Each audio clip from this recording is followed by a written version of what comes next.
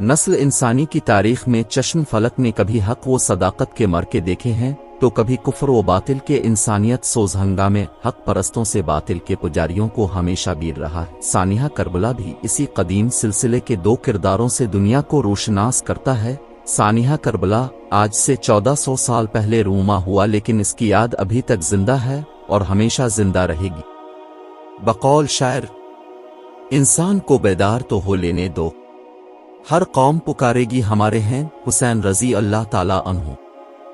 حریت، آزادی اور اعلی کلمتہ الحق کے لیے جب بھی مسلمانوں نے اپنی جدوجہد کا آغاز کیا تو امام حسین رضی اللہ تعالیٰ عنہ کی قربانی کو مشعل راہ پایا۔ رسول اللہ اور خلفائے راشدین نے جو اسلامی حکومت قائم کی، اس کی بنیاد انسانی حاکمیت کی بجائے اللہ تعالیٰ کی حاکمیت کے اصول پر رکھی گئی۔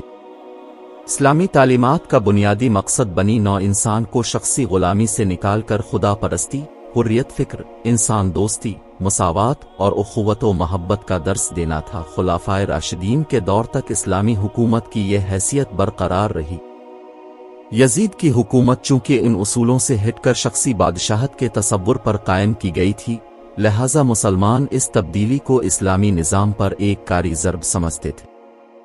امام حسین رضی اللہ تعالیٰ عنہ ان اسلامی اصولوں اور قدروں کی بقا کے لیے میدان عمل میں اترے۔ راہ حق پر چلنے والوں کے ساتھ جو کچھ میدان کربلا میں گزری وہ جور و جفا، بے رحمی اور استبداد کی بدترین مثال ہے۔ یہ تصور ہی کہ خاندان رسالت کے ارکان پر یہ ظلم و تعدی خود ان لوگوں نے کیا جو خود کو مسلمان کہتے تھے، بڑا رو فرسا ہے۔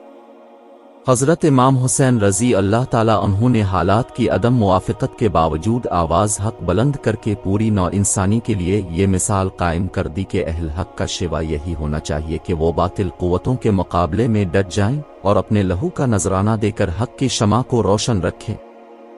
حضرت امام حسین رضی اللہ تعالیٰ عنہ کو خراج عقیدت پیش کرتے ہوئے حضرت خواجہ معین الدین چشتی رحمت اللہ علیہ فرماتے ہیں، شاہ است حسین رضی اللہ تعالیٰ عنہ، بادشاہ است حسین رضی اللہ تعالیٰ عنہ، دین است حسین رضی اللہ تعالیٰ عنہ، دین پناہ است حسین رضی اللہ تعالیٰ عنہ، سردار ناداد دست در دست یزید، حقن کے بنائے لا الا است حسین۔ زندہ قومیں اپنے بزرگوں کی قربانیوں کی قدر کرتی ہیں، ان قربانیوں کا تذکرہ کرتی ہیں اور ان کے کردار اور طرز فکر سے سبق حاصل کرتی ہیں۔ ہمیں محرم الحرام کے مہینے میں حضرت امام حسین رضی اللہ تعالیٰ عنہ کی یاد مناتے ہوئے یہ ضرور غور کرنا چاہیے کہ حضرت امام حسین رضی اللہ تعالیٰ عنہ کی اور اب رضی اللہ تعالیٰ عنہ کے اہل خانہ کی اس قربانی کا مقصد کیا تھا۔ حضرت امام حسین رضی اللہ تعالیٰ عنہ کی شہادت حق کی خاطر ڈٹ جانے اور اپنی جان کی پرواہ تک نہ کرنے کا ایک بے مثال سبق ہے۔ صدق خلیل بھی ہے عشق، صبر حسین بھی ہے عشق، مر کا وجود میں بدر و حنین بھی ہے عشق۔ ہر سال محرم کی آمد کے ساتھ ہی مسلمانوں کی بڑی تعداد اس المناک واقعے کی یاد میں غم کی تصویر بن جاتی ہے۔ ہمیں امام حسین رضی اللہ تعالیٰ عنہ کی اس طرز فکر کو سمجھنا بھی ضروری ہے جس کے تحت امام حسین رضی اللہ تعالیٰ عنہ کی شہادت رہتی دنیا تک کے لیے اعمر ہو گئی۔ امام علی مقام رحمت اللہ علیہ کی شہادت کے واقعہ میں ہمارے لیے بہت سے سبق پوشیدہ ہے۔ حضرت امام حسین رضی اللہ تعالیٰ عنہ کا کردار اور اب رضی اللہ تعالیٰ عنہ کی طرز فکر وہ آفاقی پیغام ہے جو ہر دور کے مظلوم اور مجبور انسانوں کو درس عمل اور ولولہ شوق عطا کرتا رہے گا۔ سانحہ کربلا میں حسینی رضی اللہ تعالیٰ عنہ طرز فکر اور یزیدی طرز فکر ہمارے سامنے آتی ہے۔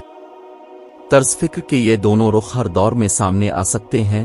ظلم کا ہر نظام اور ہر فعل یزیدیت ہے، جبکہ علم و معرفت خدا ترسی، انصاف اور انسان دوستی حسینی رضی اللہ تعالیٰ عنہ طرز فکر ہے۔ امام حسین رضی اللہ تعالیٰ عنہ شر کے مقابلے میں خیر کے ترجمان ہی نہیں حق کے نگہبان بھی ہے۔ قتل حسین رضی اللہ تعالیٰ عنہ اصل میں مرگ یزید ہے۔ اسلام زندہ ہوتا ہے ہر کربلا کے بعد۔ واقعہ کربلا زمین پر حاکمیت علاوہ قائم کرنے، انسانوں کو ان کے بنیادی حقوق دلوانے کا مرکہ تھا۔ اس مرکہ میں نواسہ رسول نے اپنی اولاد کے ساتھ اپنی جان تک قربان کر دی اور زبان حال سے اس بات کا اعلان کر دیا، سردار ناداد دست در دست یزید، حقن کے بنائے لا الا است حسین۔ नवासा नबी करीम जिगर गोशा बतूल रजी अल्लाह ताला अन्हु, जन्नती नौजवानों के सरदार, शहीद करबला सैयदना हज़रत इमाम हुसैन रजी अल्लाह ताला अन्हु इब्न अली वो अजीम हस्ती हैं जिनके मुतालिक हज़रत अबू अयूब अंसारी रजी अल्लाह ताला अन्हु फरमाते हैं कि एक रोज़ में हुजूर सल्लल्लाहु अलैहि वसल्लम की खिदमत आलिया में हाजिर हुआ तो देखा कि हुसनैन कर यमीन रजी अल्लाह ताला अन्हु हुजूर सल्लल्लाहु अलैहि वसल्लम के सीना मुबारक पर खेल रहे थे। मैंने अर्ज़ किया, या रसूल अल्लाह, क्या आप इन दोनों से इस दर्जा मोहब्बत करते हैं? अब नबी करीम ने फरमाया, क्यों नहीं, ये दोनों दुनिया में मेरे फूल हैं। एक मौके पर नबी करीम ने हुसनैन कर यमीन रजी अल्लाह ताला अन्हु के बारे में इरशाद फरमाया, जिसने इन दोनों को महबूब रखा इसने मुझसे मोहब्बत की, और जिसने इन दोनों से बुग़्ज़ रखा उसने मुझसे बुग़्ज़ रखा। इब्न माजा।